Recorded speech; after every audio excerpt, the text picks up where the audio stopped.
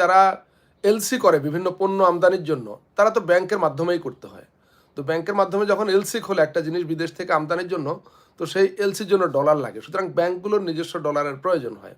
এটা central bank বা বাংলাদেশ ব্যাংকের কাছে হিসাবটা থাকে আর কি, যে কোন ব্যাংকের কাছে কত ডলার আছে, এটাই রিজার্ভ হিসাব হয়।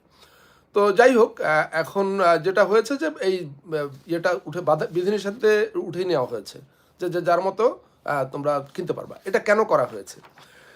এটা করা হয়েছে যে ডলারের সংকটে সরকারের মাথা খারাপ দশা। স্লো প্রসেস, আমাদের ধৈর্য রাখতে হবে। কিন্তু আমি বিশ্বাস করি এই আন্দোলন দিয়ে হাসিনার পতনের শুরু হয়েছে। ইনশাল্লাহ আমরা এর শেষ দেখব। আমরা প্রবাসীদের যা করতে হবে তা হচ্ছে আমাদের রেমিটেন্স পাঠানো বন্ধ করতে হবে। সরকারের প্রাণ ভোমরা, অবশেষে সরকারের প্রাণ ভোমরা হচ্ছে রেমিটেন্স। এই রেমিটেন্স না আসলে সরকার বিপদে পড়বে, সেটা এখন হারে হারে টের পাওয়া যাচ্ছে এবং প্রকাশ হচ্ছে। যদি বাংলাদেশ ব্যাংকের প্রকৃত অবস্থা সবাই জানতে পারতো, তাহলে বুঝতে পারতো আসলে রেমিটেন্স না আসার কারণে সরকার কী ধরনের অর্থনৈতিক ভয়ঙ্কর ক্ষতির মধ্যে পড়েছে। অবশেষে ঐতিহাসিক সিদ্ধান্ত নিয়েছে বাংলাদেশ ব্যাংক। কী সে ঐতিহাসিক সিদ্ধান্ত, এ বিষয়ে গুরুত্বপূর্ণ কথা বলেছে সাংবাদিক মনির হায়দার। আমরা তার আলোচনা শুনবো, এরপর বিস্তারিত কথা বলবো। না, আমি কন্টিনিউ করি তাহলে।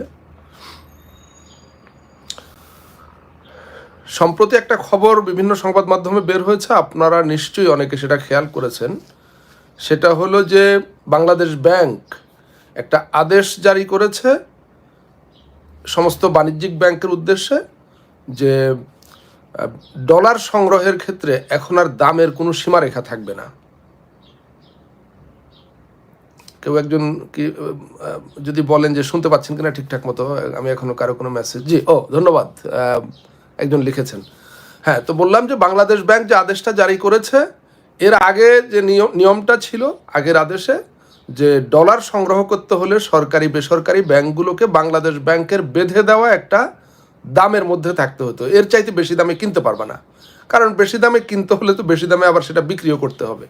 তো ডলারের বাজার জোর করে ধরে রাখার একটা চেষ্টার অংশ হিসাবে এটা ছিল, যে আমরা যে দাম ঠিক করে দিয়েছি এর বাইরে তুমি কিনতে পারবে না। কিন্তু এখন এই আদেশ তুলে নেওয়া হয়েছে, বলা হয়েছে ব্যাংকগুলো যে যার মতো ডলার যে কোনো প্রাইসে তোমরা তোমাদের খুশি মতো ডলার সংগ্রহ করতে পারবে। আমরা জানি যে সরকারি বেসরকারি ব্যাংকগুলো তারা বিভিন্ন দেশ থেকে যারা রেমিটেন্স পাঠায় তাদের কাছ থেকে ডলার সংগ্রহ করে। রেমিটেন্স যারা পাঠায় তারাও ব্যাংকের মাধ্যমে যেগুলো পাঠায় এটা রেমিটেন্স হয়। আর দেশ থেকে যারা এলসি করে বিভিন্ন পণ্য আমদানির জন্য, তারা তো ব্যাংকের মাধ্যমেই করতে হয়। তো ব্যাংকের মাধ্যমে যখন এলসি খোলে একটা জিনিস বিদেশ থেকে আমদানির জন্য, তো সেই এলসির জন্য ডলার লাগে, সুতরাং ব্যাংকগুলোর নিজস্ব ডলারের প্রয়োজন হয়। এটা সেন্ট্রাল ব্যাংক বা বাংলাদেশ ব্যাংকের কাছে হিসাবটা থাকে আর কি, যে কোন ব্যাংকের কাছে কত ডলার আছে, এটাই রিজার্ভ হিসাব হয়। তো যাই হোক, এখন যেটা হয়েছে যে এই এটা উঠে বিধিনিষেধে উঠে নেওয়া হয়েছে, যে যার মতো তোমরা কিনতে পারবা। এটা কেন করা হয়েছে? এটা করা হয়েছে যে ডলারের সংকটে সরকারের মাথা খারাপ দশা, মানে একেবারে হাহাকার চলছে ডলারের জন্য। তো আমি সেটা সম্পর্কে বিস্তারিত বলার আগে আপনাদেরকে বলি যে দুনিয়ার যেসব দেশ থেকে ডলার যায় বাংলাদেশে বা বাংলাদেশ ডলার সংগ্রহ করে, এর মধ্যে এককভাবে সবচাইতে বড় সোর্স বা উৎস হলো মার্কিন যুক্তরাষ্ট্র। রেমিটেন্স এবং রপ্তানি দুটো মিলিয়ে, আবার কেউ ভুল বুঝবেন না যারা আমাদের ভাইরা মধ্যপ্রাচ্যে আছেন, রেমিটেন্সের জন্য কখনো যুক্তরাষ্ট্র 1 নম্বর, কখনো সৌদি আরব, আর এখন হলো আরব আমিরাত, তারা 1 নম্বরে রেমিটেন্সে। কিন্তু আমি বলছি দুটো মিলিয়ে, রেমিটেন্স এবং রপ্তানি এই দুটো মিলিয়ে বরাবরই সবসময় ডলারের সবচাইতে বড় সোর্স বা সূত্র হলো মার্কিন যুক্তরাষ্ট্র। রপ্তানি বাজার হিসাবে মার্কিন যুক্তরাষ্ট্র স্থায়ীভাবে একক বৃহত্তম বাজার, মানে সবচাইতে বড় ডলারের সোর্স মার্কিন যুক্তরাষ্ট্র। রেমিটেন্স এবং রপ্তানি দুটো মিলিয়ে 1 নম্বরে, সবসময় 1 নম্বরে, এই দুটো মিলিয়ে। তো আমি এই কথাটা বলার উদ্দেশ্য হলো, আমি মার্কিন যুক্তরাষ্ট্রে গত কয়েকদিনে এই রেমিটেন্সের ক্ষেত্রে কি ঘটেছে এবং ঘটছে আমি একটু খোঁজ খবর নেওয়ার চেষ্টা করেছি। তো সেটা আপনাদের সঙ্গে শেয়ার করব আমি। কিন্তু এর মধ্যে একটা বিষয় হলো যে ডলার সরকারের লাগে কোথায় সেটা তো আপনারা জানেন। একটা হলো যে আমদানি করার জন্য, জিনিসপত্র আমদানি, জ্বালানি, খাবার, বহু রকম ভোগ্যপণ্য মানে খাবার দাবার, কমোডিটি, এগুলো আমদানির জন্য ডলার লাগে। আরেকটা হলো বিদেশ থেকে সরকার যে ঋণ নিয়েছে এই ঋণের কিস্তি পরিশোধ করবার জন্য। তো এই ঋণ, এটা তো আরেক চ্যাপ্টারে আলোচনা, এখন গিয়ে পারা যাবে না। কম বেশি $150 বিলিয়ন ঋণ নিয়েছে, যেটা এই সরকার যখন ক্ষমতায় আসে মাত্র $21 বিলিয়ন ছিল আমাদের ঋণ, বিদেশি ঋণ। সেটা এখন $150 বিলিয়ন তারা নিয়ে গেছে। এবং এই $150 বিলিয়ন তো, এটা অবশ্য সরকার বলে সরকারি হিসাবে 100 কত বিলিয়ন ডলার, আর আনঅফিসিয়ালি এটা প্রায় $150 বিলিয়ন। এর বাইরেও আরও আছে, এই যে রূপপুর পারমাণবিক বিদ্যুৎ প্রকল্প এগুলো আবার হিসাবের মধ্যে আসে না, এটা সাপ্লায়ার্স ক্রেডিট টাইপের একটা ঋণ আর কি। যাই হোক, তো এখন এই ঋণের কিস্তি দিতে হয়, আর এই ঋণের কিস্তির মধ্যে আবার নরেন্দ্র মোদীর ঘুষও আছে। নরেন্দ্র মোদীকে তো ঘুষ দিতে হয়, বড় অঙ্কের ঘুষ দিতে হয়, সেটা সরাসরি না, ইনডাইরেক্টলি দেয়। এটা আপনারা জানেন, বোঝেন, একটু জাস্ট মিলিয়ে দিই। এই যে আদানি এবং আম্বানি বিদ্যুৎ আমদানি ভারত থেকে, আমাদের নিজেদের দেশে নাকি 24 না 25,000 মেগাওয়াট ক্যাপাসিটি আছে, আমাদের ডিমান্ড হলো 12,000-13,000 মেগাওয়াট, একদম পিক টাইমে 12-13,000 মেগাওয়াট লাগে আমাদের। তো তারপরেও আমরা আদানি এবং আম্বানি থেকে বিদ্যুৎ নিচ্ছি, এবং এটার জন্য প্রতি মাসে কত ডলার দিতে হয় আদানি আম্বানিকে জানেন? আদানির একাই হচ্ছে $27 মিলিয়ন প্রতি মাসে, আর আম্বানিরও বোধহয় এরকম 12-13 মিলিয়ন ডলার হবে, কারণ তারটা আদানির অর্ধেক তার ক্যাপাসিটি। তো এই আদানি আম্বানিকে মাসে $40 মিলিয়ন দিতে হয়। আর আমরা কে না জানি আদানি আম্বানি হলো নরেন্দ্র মোদীর ক্যাশিয়ার। এটা ভারতের পার্লামেন্টে এগুলো নিয়ে আলোচনা হয়। ভারতের রাজনীতির একটা বড় উপাদান হলো নরেন্দ্র মোদীর এই দুই ক্যাশিয়ার, আদানি এবং আম্বানি। তো শেখ হাসিনা আদানি এবং আম্বানিকে বাংলাদেশে এই বিদ্যুৎ চুক্তি করেছে, একটা অসম চুক্তি। এটা নিয়ে বহু রিপোর্ট হয়েছে, বহু আলোচনা হয়েছে। তো নরেন্দ্র মোদীর ঘুষ বন্ধ হয়ে গেছে গত 4 মাস। আমার কাছে তথ্য হলো গত 4 মাস আদানি আম্বানির বিল দিতে পারছে না। অপরাপর যে সমস্ত মানে বেসরকারি বিদ্যুৎ কেন্দ্র আছে, কুইক রেন্টাল কিংবা আরও যে বিভিন্ন রকম, এদেরকেও ডলারে দিতে হয়, এদের সবার বিল কিন্তু ডলারে দিতে হয়। এখন সম্ভবত কিছু কিছু, আমি ঠিক নিশ্চিত না, কিছু কিছু চুক্তি সংশোধন করা হয়তো স্থানীয় মুদ্রায় বা টাকায় দেওয়ার একটা আয়োজন হয়েছে বা হচ্ছে, কিন্তু মূল চুক্তিটা এদেরকে ডলারে দিতে হয়। তো এই যে সামিট, এত মানে সিঙ্গাপুরের শীর্ষধনী, এই আপনাদের পাঠানো ডলার নিয়েই সেই সিঙ্গাপুরের শীর্ষধনী। তারপরে এসালম, হ্যাঁ, তারও তো বিশাল বিদ্যুৎ কেন্দ্র, এবং সেও সিঙ্গাপুরে, যেহেতু তার টাকাটাকে সে পুরোপুরি ওখানে ফর্মালাইজ করেনি, এই জন্য সে এখনও শীর্ষধনী ঘোষিত হয়নি। হয়তো আগামী 2-1 বছরের মধ্যে সেও সিঙ্গাপুরের অন্যতম শীর্ষধনী ঘোষিত হয়ে যাবে, যে পরিমাণ নিয়েছে সেখানে। তো এই আমাদের রেমিটেন্সের ডলার নিয়ে তারা বিদেশে শীর্ষধনী হয় আর কি। তো যাই হোক, এই হলো অবস্থা। নরেন্দ্র মোদীর ঘুষ বন্ধ হয়ে গেছে। এখন যেটা হয়েছে, আমি নিউ ইয়র্কের জনতা এক্সপ্রেস বলে একটা কি বলে রেমিটেন্স হাউস আছে, আমি ওটাতে খোঁজ নিয়ে যেটা জেনেছি, একটা চিত্র আপনারা জেনে রাখুন। জেনেছি যে ওখানে প্রতিদিন গড়ে তারা $1 মিলিয়ন রেমিটেন্স পাঠাতো বাংলাদেশে, মানে তাদের মাধ্যমে লোকেরা পাঠাতো, আমাদের ভাই বোনেরা পাঠাতো। কিন্তু সেটা এখন গত 1 সপ্তাহেরও বেশি সময় ধরে যেটা হচ্ছে, তাদের এই রেমিটেন্সের পরিমাণ $1 থেকে $1.5 লাখ, মানে 10 ভাগের 1 ভাগে নেমে এসছে, বা 8 ভাগের 1 ভাগে নেমে এসছে এই অবস্থা। আর মিশিগানের সবচাইতে বড় আমাদের কমিউনিটির, মানে বাংলাদেশিদের ঘিরে সবচাইতে বড় যে মানি ট্রান্সফার এজেন্সি, সেটার নাম হলো কুইক সেন্ড মানি ট্রান্সফার। এটার মালিক হলেন বদরুল চৌধুরী বেলাল নামের এক ভদ্রলোক। তো তিনি ফেসবুকে একটা স্ট্যাটাস দিয়েছেন। ভদ্রলোক কোনো পলিটিক্স করেন না, আওয়ামী লীগ, বিএনপি বা অন্য কোনো পলিটিক্স করেন না, দেশের পলিটিক্সের সঙ্গে তার কোনো সম্পর্ক ওইভাবে নাই। কিন্তু তিনি বিং এ রেমিটেন্স হাউস ওনার, তিনি সোশ্যাল মিডিয়ায় স্ট্যাটাস দিয়েছেন, রেমিটেন্স সেন্টারদের উদ্দেশ্যে তিনি একটা ঘোষণা দিয়েছেন। বলেছেন, ভাই আপাতত টাকা পাঠাইতে আমার এখানে আসবা না, আসার দরকার নাই, তোমরা টাকা পয়সা এখন আর পাঠাইও না, তোমরা ঘরেই থাকো, কোনোভাবে কষ্ট মষ্ট করে ফ্যামিলিকে চলতে বলো।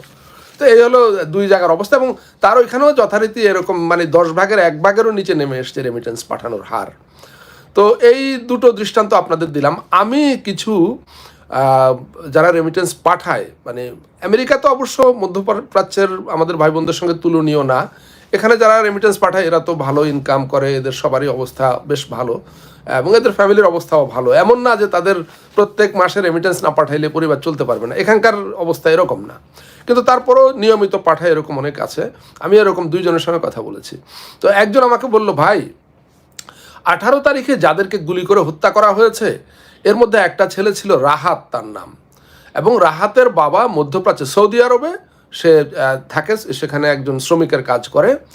মানে হাড় ভাঙা পরিশ্রম করে সে দেশে টাকা পাঠাতো এবং ছেলেকে উচ্চশিক্ষায় শিক্ষিত করার চেষ্টা করছিল।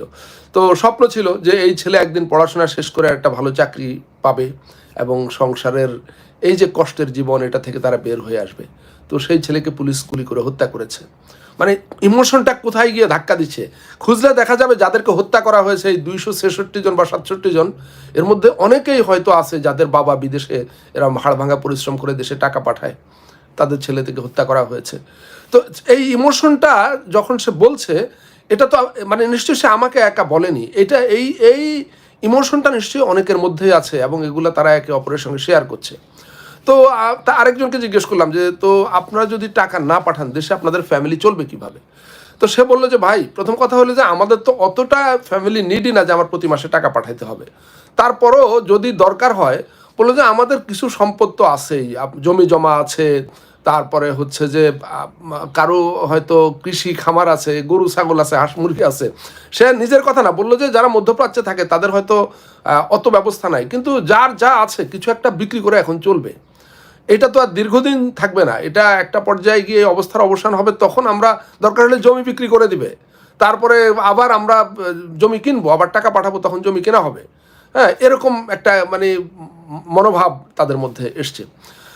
আমি এটা নিয়ে খোঁজ খবর করতে গিয়ে যেটা কেউ আমাকে বলেছেন যে ভাই, টাকা যারা পাঠায় বিদেশ থেকে, এই ক্ষমতাসীনদের সমর্থক বলতে কি এখন কি অবস্থা দাঁড়িয়েছে আমরা সবাই বুঝতে পারি। হার্ডকোর সমর্থক যারা না কোনোভাবে বেনিফিশিয়ারি, তারা এখন পর্যন্ত এই সরকারকে সমর্থন করে।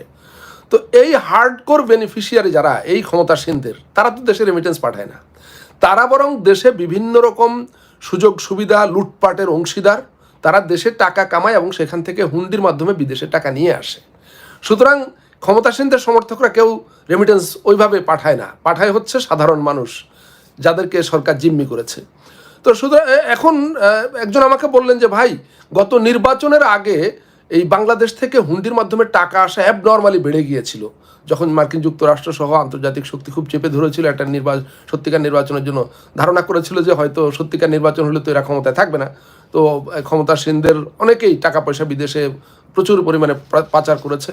পরে যখন আবার ভুয়া ইলেকশন করে ফেললো, তারপর আবার সেই টাকা অনেকে ফিরিয়েও নিয়েছে, যে কারণে আমরা হঠাৎ করে দেখলাম যে রেমিটেন্স পাঠানো বেড়ে গেছে। ওই পাচার করা টাকা আবার অনেকটা, সবগুলো না হলেও একটা বড় অংশ ফেরত গেছে। অনেকেই মনে করছেন এখন এই পর্যায়ে এটা একদম পরিষ্কার যে এই ক্ষমতাসীনদের দিন ফুরিয়ে এসছে। সুতরাং এখন আবার টাকা পাচার বেড়ে যাবে বলে মনে করছেন অনেকে, কারণ যারা টাকা নিয়ে গেছেন বা ওখানে নানাভাবে অবৈধভাবে অনেক টাকা পয়সা রোজগার করেছেন, লুটপাট, বিভিন্ন রকম সরকারি আনুকূল্য নিয়ে, তারা এখন এই পরিস্থিতিতে অনেক আবার টাকা পাচার করবে। সুতরাং হুন্ডির বাজার এখন অনেক গরম থাকবে, অনেক সেখানে ভালো রেটও হয়তো পাওয়া যাবে। মানে ব্যাংকগুলো বেশি দামের ডলার কিনবে, কিন্তু হুন্ডি মার্কেট যদি চাঙ্গা হয়ে যায় তাহলে সেটার সঙ্গে পেরে উঠবে না, কারণ ব্যাংকগুলো তো আর লাফিয়ে দাম বাড়াতে পারে না। কিন্তু হুন্ডি মার্কেটে একজন ধরেন বাংলাদেশ থেকে একটা বড় অঙ্কের টাকা ট্রান্সফার করবে, সে খুব বেশি বার্গেনিংয়ের সুযোগ তার থাকবে না, তো তাকে অনেক মানে বেশি রেটে সেটা ট্রান্সফার করতে হবে।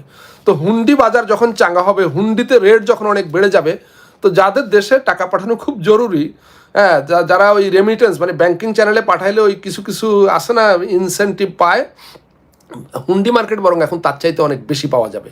এটা আগামী কয়েকদিনের মধ্যেই ঘটবে, আপনারা নিশ্চিত থাকেন। বাংলাদেশের মানুষ যেভাবে একতাবদ্ধ হয়ে রাস্তায় নেমেছে, জেগে উঠেছে, গুলি করে হত্যা করে খুন করে রক্ত ঝরিয়ে তাদেরকে ঘরে ফেরানো যাচ্ছে না।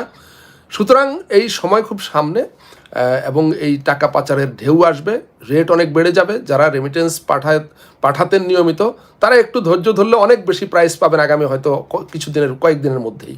তো এটা একটা বিষয়। আমি যে কথা বলে শেষ করব যে রেমিটেন্সের জায়গায় বেশি আলোচনা করে ফেলেছি, যে আমাদের রপ্তানির অবস্থা আমরা জানি গত 1 বছরেরও বেশি সময় ধরে সরকার রপ্তানি কন্ট্রোল করছে, কারণ ডলার নাই হয়ে যাচ্ছে, একদম দ্রুত খালি হয়ে যাচ্ছে।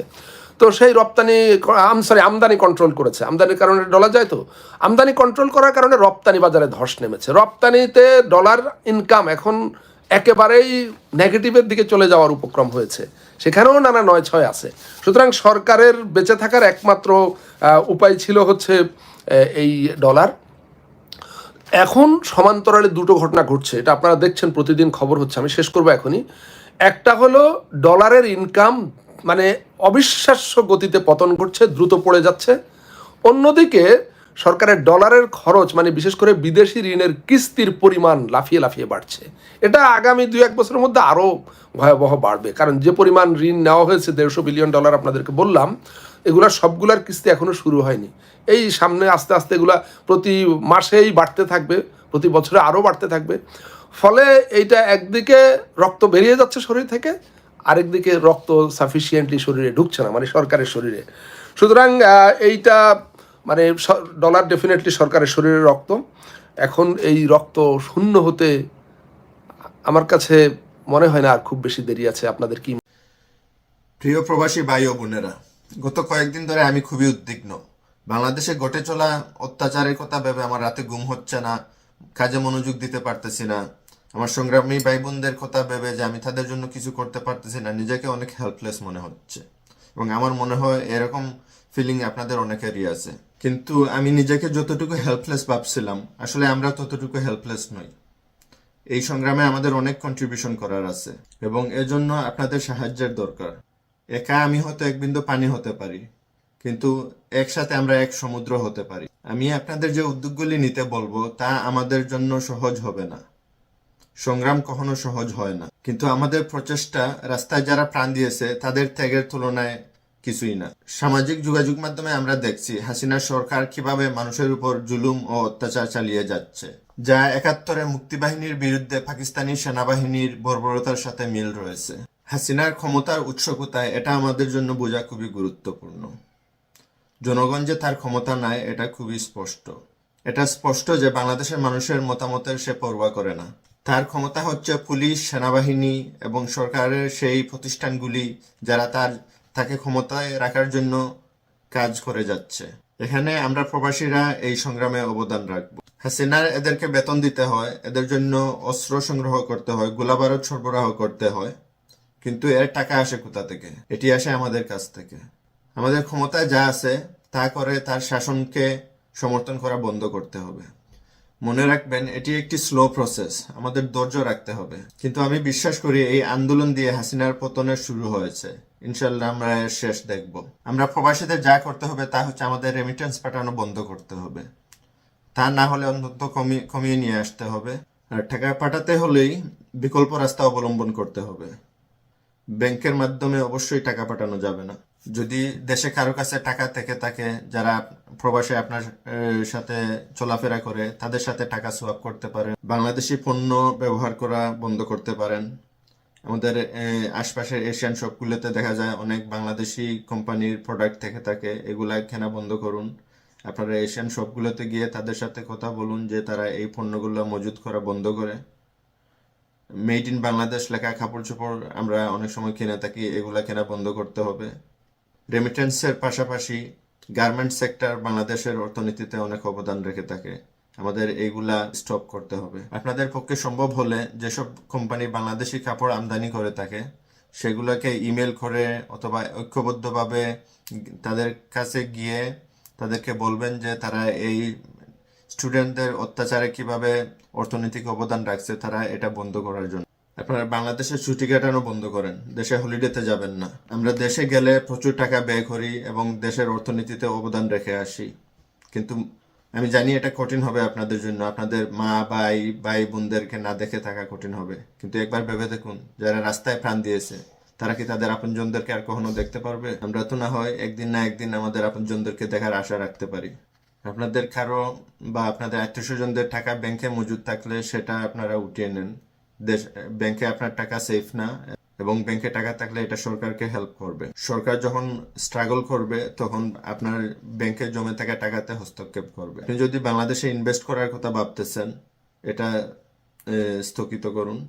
আপনি দেশে প্রপার্টি কিনবেন, বাড়ি বানাবেন বা বাড়ি বানাচ্ছেন, এগুলা স্থগিত করুন। এই টাকা জমিয়ে রাখুন, দেশ গড়ার জন্য এই টাকার প্রয়োজন হবে। আপনারা কেউ যদি দেশের শেয়ার বাজারে বিনিয়োগ করে থাকেন বা আপনাদের পরিচিত কেউ শেয়ার বাজারে বিনিয়োগ করে, তাদেরকে সেখান থেকে বেরিয়ে আসতে বলুন। আমি জানি এই কাজগুলো আমাদের নিজেদের দেশের বিরুদ্ধে কাজ করার মতো মনে হবে, কিন্তু শর্ট টার্ম পেইন আমাদের দেশের জন্য লং টার্ম গেইন, শান্তি ও সমৃদ্ধির দিকে নিয়ে যাবে। আমি জানি আমি যা কিছু সাজেস্ট করছি তা আমাদের সবার পক্ষে করা সম্ভব নয়, কিন্তু যতটুকু পারেন ততটুকু করেন এবং অন্যদেরকে একই কাজ করতে উৎসাহিত করুন। Together we can make a difference. আসুন আমরা ঐক্যবদ্ধ হয়ে বাংলাদেশের একটি ভালো ভবিষ্যতের জন্য এই পদক্ষেপগুলো গ্রহণ করি। ধন্যবাদ। দর্শক, আপনারা আলোচনা শুনেছেন, ইতিহাসে এমন আর ঘটেনি ডলার যে যেভাবে সেভাবেই কিনবে বা বিক্রি করবে, এই প্রথম। কারণ এখন এতটা ডলারের ক্রাইসিস, এতটাই অর্থনৈতিক সমস্যা। তো বোঝা যাচ্ছে যদি এভাবে চলতে থাকে তাহলে অবস্থাটা কি হবে? অবস্থাটা এটাই হবে যে সরকার এক প্রকার পদত্যাগ করতে বাধ্য হবে। কারণ রেমিটেন্স ছাড়া, এই আপনার রিজার্ভ ছাড়া সরকার চলতে পারবে না। টাকা ছাড়া তো কিছু হবে না। আর যদি টাকাই না থাকে তখন তো এমনিতেই সব শেষ হয়ে যাবে।